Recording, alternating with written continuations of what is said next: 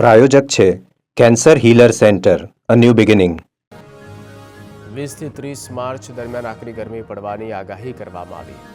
ઉત્તર ગુજરાતમાં તાપમાન 40 ડિગ્રી પહોંચવાની શક્યતા. મધ્ય ગુજરાતમાં 42 ડિગ્રી તાપમાન પહોંચે તેવી શક્યતાઓ.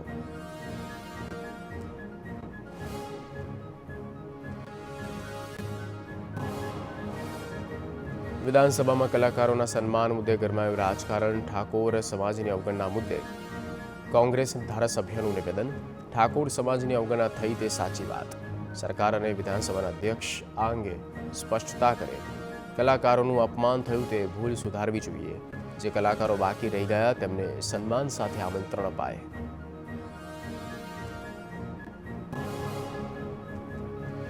ખેડા વડતાલ ટેમ્પલ બોર્ડની ચૂંટણીમાં તમામ સભ્યો બિનહરીફ જાહેર. સંત પાર્ષદ બ્રહ્મચારી અને ગૃહસ્થ વિભાગમાં 7 બેઠક બિનહરીફ થઈ. સંત વિભાગમાં ડોક્ટર સંત સ્વામી ચૂંટાયા. બ્રહ્મચારી વિભાગમાં હરે કૃષ્ણાનંદજી રહ્યા બિનહરીફ. 50 વર્ષમાં પ્રથમવાર ટેમ્પલ બોર્ડની બિનહરીફ ચૂંટણી.